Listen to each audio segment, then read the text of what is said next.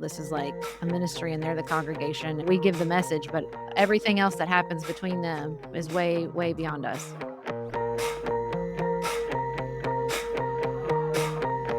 Welcome to the Signal Room. I'm Jemma Brown, General Manager of the Signal Awards. There is a big difference between maintaining an audience and building a community. In my opinion, an audience listens, whereas a community belongs. Both of these are words that are tossed around a lot, yet we know the difference when we feel it. And so today on the show, we're going to get into the mechanics of building a community, both from a tactical perspective, but also emotionally. How do you support the people who listen to your podcast in a way that makes them feel like they're part of something larger than themselves? And we have three folks joining us today in the Signal Room who have created invested, profound communities around their shows. We have Patrick Hinds. He's the host of True Crime Obsessed. Welcome, Patrick. Thank you. And we have Deante Kyle, host of Grits and Eggs podcast. How's it going? I'm chilling. Everything's good. We had a long night last night. We had a live show in Birmingham, so I just got back at like 3 a.m. Oh, what's your skincare routine? Cold water and genetics. I love it. We got Sarah, Stewart, Holland, and Beth Silvers, the co-hosts of Pantsuit Politics. Welcome to the pod. Thank you.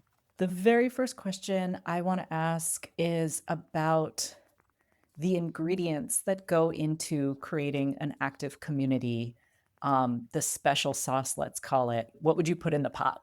I would say that for Pantsuit Politics, from the very beginning, we have not just had a one-way flow of information. We have been in conversation with our listeners since the very beginning. We encouraged them to email us. We read every email. We responded. That was 10 years ago. And so at this point, you know, many of our listeners are my friends. I text with them. I travel with them. We hang out in person. Yeah, very close friends. So I tell them, like, yes, it's a parasocial relationship, sort of, but like, you know who I am. Like, I share a lot of information about my life and my thoughts and, you know, everything that's going on in my head on the show. So like, they really know me and Beth pretty well. And we make every effort to get to know them. I mean, we have in live person events that are not just like live shows, like we really hang out and we have more expansive, you know, events surrounding the live shows. We have, you know, our listeners send us Christmas cards. We get like 350 Christmas cards every year. So we can see their kids and we know who's getting married. And we just recently commemorated a listener who died tragically of cancer that the whole community knew. So like this is a relationship. It's not just, we're not just content they consume. This is a relationship that we have with so many of them. What I'm hearing is like no silver bullets, read every email. Patrick, your take? Yeah, I mean, it's very similar to us. I mean, you know, I always tell new creators that like audiences and communities are built like one listener at a time. And so, you know, we've been making True Crime Obsessed for a little over 9 years as well. We were maybe 6 months in when we actually had listeners who started our Facebook group. That kind of never occurred to us. And so listeners started it. We, when it became appropriate, we sort of took it over and with their permission. And now we have like 60,000 members in our Facebook group because we're a true crime podcast. And, you know, those communities can get very opinionated and we keep our community space is very safe. So we have a full-time, like literally on salary admin who manages our Facebook group, who moderates our Discord server. We read all of our emails. We respond to everything. Also the same with our live shows when we tour. You know, we will stay after and meet anybody who wants to say hi. And we've had instances where like this sort of hangout after is longer than the show itself. And so, and you know, I think probably all of us can relate to the idea that like podcasting is such an intimate medium. People really feel like they know you. And so people want to come and tell you about how the podcast got them through a hard or scary time. And it's just engagement. You know, it really is organic, authentic engagement and really sort of caring about the audience. It's almost like you're a politician. Yeah. running for Yeah. mayor. Deante, I need an ingredient here. Yeah, I mean, Can you I really deliver? I can't really deviate anything like from different from what they're saying because all of these things are just like that's exactly what it is. Like I treat these people like they my family. I actually Mm, call like my listeners my cousins. cousins, yeah. So, like, when we do our Discord or there's people that'll come to the live shows by themselves because they know, like, somebody from the Discord is in here or somebody from the Patreon is in here. So, like, I'm not really gonna be alone. I may have gotten here by myself, but I'm amongst all my people. And, like, even last night, we stayed after probably an hour. Like, there's people in there with their grandparents, there's people in there with their daughters and sons, and it's like a very, like, intergenerational thing, and I think that like we have a lot of disabled people that come out to our shows because they know it's like an all inclusive things. We don't do ableism, we don't do transphobia, we don't do homophobia. So like everybody can come to this space and feel like safe, and they'll feel Mm, like they're seen. And like I don't just stay on stage the whole time. I walk out in the crowd. I take selfies. I take drinks with people. I don't. It's like a thing of like what would I want if I showed up to a show? Like if I paid my money, as much as I adore this person, I would want to feel like I can touch them as well. I don't want to feel like this thing where it's like, don't touch me. Like I'm just here to get my check and do my show and get on to the next city. It's like, I guess the ingredients would be, there has to be like a glue, like a flower, like a something that holds it all together. And I think, it's the host's job, it's the creator's job to create that connectivity, like what Sarah said about answering every email. Like there was a time when I first started, there's not a comment that would be made. Even if it was an emoji, I would emoji back. I mean, it just didn't matter because I cared that much that they were listening to me. And I wanted them to feel seen when they were, commenting or taking the effort to acknowledge me. So I think a big part of it is like this selflessness. Like if you get to the point where it's more about people listening to you speak than the people who actually are willing to listen, then it's like you probably done lost an ingredient along the way where you just make it more about yourself. I don't want to be deified. I want these people to understand that I'm like literally just like them. And I come from a working class family. I come from blue collar work just a year ago, and we all in the same boat. We all kind of having the same experience here in this country, and I want us to be unified in that. Deante, you just got a new cousin. I cannot wait to follow your podcast, become part of your community. I was gonna say when you commented and said it was like a politician, I would say that it's closer to a minister. Like, we had a listener mm, recently say, "Pantsuit Politics is my church," and that brings people together in a really, tight-knit way, and so, I mean, I think that's kinda the longer we've done this, the longer we've sort of seen it as that model. This is like a ministry, and they're the congregation, mm. and we give the message, but everything else that happens between them, is way, way beyond us. And I think the average person feels so disconnected from a politician right now that like, Mhm. you know, my grandmother's pastor showed up and like officiated her funeral for free. Same thing he did with my mom. Like, I don't have to think about whether these people are going to show up. You know what I Mm. Yeah. mean? Like, but I know, like, just to liken it to the politician, I know I'll see you every 2 to 4 years, but I don't know where you're gonna go after that. So it's like, yeah, I think the church, especially being Southern, I think just the church analogy, it really hits home for me. And it's like, I could be the pastor, but I can also be a deacon. I can also be a part of the congregation, and I'll sing in the choir with you too. It's like I'll be here for everything.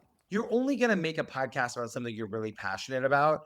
So when you make a podcast about your passion, you're going to attract people who are also passionate about that thing. Like, for example, we make a true crime podcast. And so many people are really passionate about the cases. They're passionate about the victims. They're passionate about like, advocacy. And so so much of that is the conversation. You're meeting these people who have theories, or they want to share resources, or like everybody else is saying, they want to sort of like meet up and find community, before the show, and then during the show, and then after the show. So I think it's podcasts are passion projects, and so you're going to draw that kind of people, and then you give them a place to also find each other. And that's like a really powerful thing. I want to pull Beth into the conversation here. What you're describing, what each of you is describing, is a very invested relationship, a lot of energy, a lot of time, FaceTime, like real FaceTime with people. How do you keep your battery up? How do you share so much of yourself and then go back to hit record week after week? Well, I think that consistency is maybe one of the ingredients that you were looking for in how to build a community, because part of the promise that the community builds around is, for us, whatever is happening in the world, we're going to show up in your feed on Tuesday and Friday and talk about it. And anything else, like we have no idea what we're going to be talking about, because who knows what happens between Tuesday and Friday, but we will be there with you. And so that is level one. And that's discipline for you as a creator too. Okay, I have to show up, whether I feel like it or not, in the feed Tuesday and Friday. And so what I do in between recording time needs to be additive to that process. And I think that that's part of the community building too. We read all those emails. We used to respond in long, heartfelt ways to every single one of them. We can't do that anymore, but listeners do hear their feedback reflected in the show. We'll note, this is what we're hearing from you. So they know, even if they're not personally hearing from us every time now, they still influence our thinking. They still influence what we're doing. And so I think, I was thinking about that sense of, they leave an emoji, I leave an emoji. Like, you have to begin that way. And you can't sustain that way because it will totally wipe your batteries, but you can continue to show people that they are building with you. Yeah, you'll drive yourself crazy at this point, right? But I think the most important thing outside of even consistency is just maintaining like that same level of like engagement, that same level of excitement that you started out with. Because like once you stop caring about it and you're just doing it out of what you feel is obligation, you might as well just hang it up, because it becomes very apparent. I've seen podcasts where it's like they're just showing up and phoning it in. Yeah, and I think too that like the podcasters who are really successful in building community are the ones who really love it. Like I worked service industry jobs for 20 years before I started making podcasts sort of as a hobby. And then when I started making this true crime podcast, and it kind of took off after like about 6 months, I suddenly became that person I wake up at 4 a.m. every day. You're that guy. I'm that guy, and I didn't used to be. It happened when I started making this podcast that I like love so much. I like even Wait, what do 9. you do at 4 in the morning? Oh, I mean, there's so much to be done. Our podcast, we recap true crime documentaries, and so there's all those to watch and take notes. There's also, we're giving feedback on episodes. Now we've transitioned to video, so now there's dealing with all the video elements. There's, responding to socials. There's all the emails we keep talking about. Like there's just so much to do all the time, and I can't wait to get to it. Like the refilling the battery, since I really found this thing that I love to do, that has been the easiest part for me. Wow. I'm never not excited to sit down and do it. If you're making a podcast, you know recording is just one part of the production process. There's editing, there's hosting, clips, analytics, distribution, and suddenly you are juggling 5 different tools just to ship off one episode. And that is why we are making this show in Wistia. It's not just a recording tool, it is an all-in-one video platform. I'm recording, I'm editing. Well, my editor, Alex, is editing. Thank you, Alex. Plus hosting, publishing, and pulling performance data all in one place. So if you don't want to stitch together a tech stack, Wistia will streamline your process and you can focus on making something great. Learn more at wistia.com/signalroom, wistia.com/signalroom. Patrick, I want to stick with you because I had a question actually about the Facebook group, which you mentioned. It's huge. It's this thriving community. And I'm curious how you balance kind of this aspect of control and letting go. Like if there's this whole ecosystem and there's people that are hosting meetup groups, it's its own living organism. How do you care about making it exactly your vision, or do you just let it kind of thrive? It's actually neither. It's really Great. not. I only say that because it's always important for me to tell people that it is highly, highly moderated. So our mission is to keep our Facebook group, which is like the main place where our listeners find each other, a very safe space. So we have I don't want to say they're strict rules, but they're very well thought out rules. We have this moderator who, like I was saying, it's their full-time job. They are like the most amazing person. They care so deeply about the listeners. But they make sure that the rules are followed, and that's the thing. We've let the Facebook group become what the listeners want it to be, but within the bounds of keeping it like a safe, healthy, and productive place for people to go. We want it to be the thing that you do on your lunch break. We want it to be the place that if you move to a new city and you're like, I just moved to Wichita and I don't know anybody, and 14 people will comment and be like, we have bingo every Thursday. Come, and it's been a learning curve.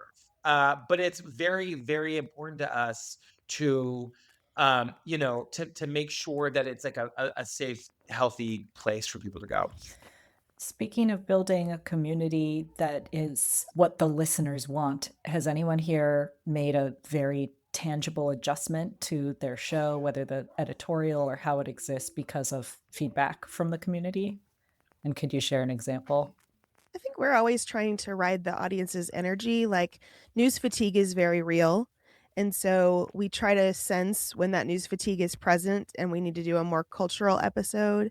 Our last segment is always outside of politics because we know after diving into the news, it's good to kind of take an exhale. And so there are moments when we lean more into that, or less into it, depending on what else is going on. But we're always kind of paying attention to where are the comments? What does the email look like right now? How much capacity do people have for a foreign policy episode? Or do they need to hear us just kind of riff on ice cream flavors or something for a larger percentage of the episode than we typically would?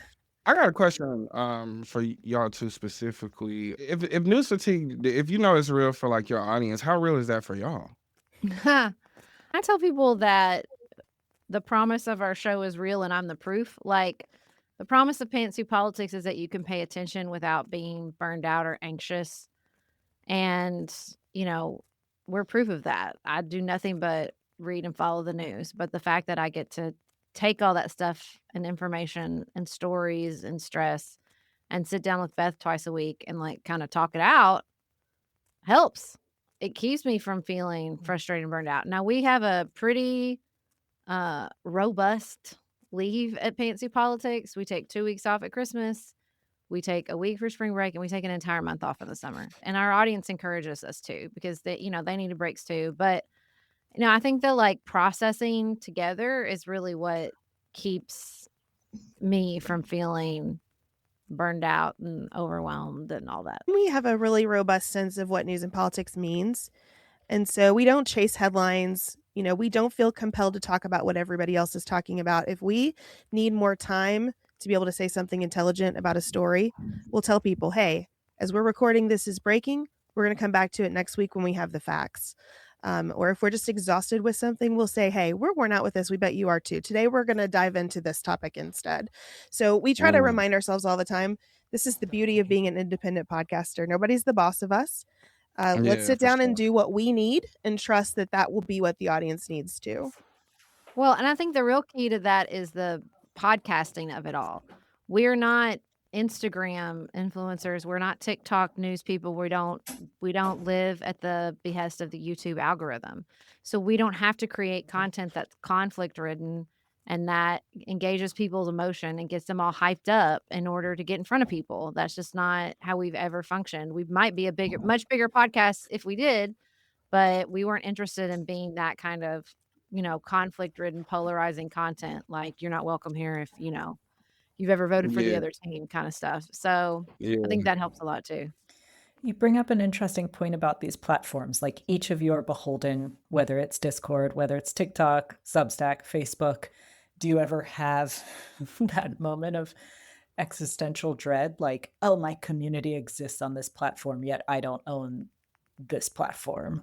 I mean, we don't. We have so many ways of reaching our listeners. The Facebook group has been around and like since really like, before TikTok was even a thing. But we also like if Facebook were to die tomorrow, we have, on our Patreon, we have like over 50,000 subscribers, and we have all of their, email addresses, and like, there unfortunately isn't really another way. So, as far as that goes, it kind of just is what it is. But yeah, we don't really worry about it. Permission to not worry about it? Yeah, 100%, 100%. I think we have to think about like what the overall goal of these people is to keep us there and to keep people engaged and keep people attention on their platforms. So whether they if you wanted to bring it down to agree or disagree, if it's getting engagement on their platform, they're more than happy for us to be there. To Patrick's point, we do have a Discord, we do have a Patreon where I know I can go directly to reach people. And those are the most important people, the people that pay a monthly subscription.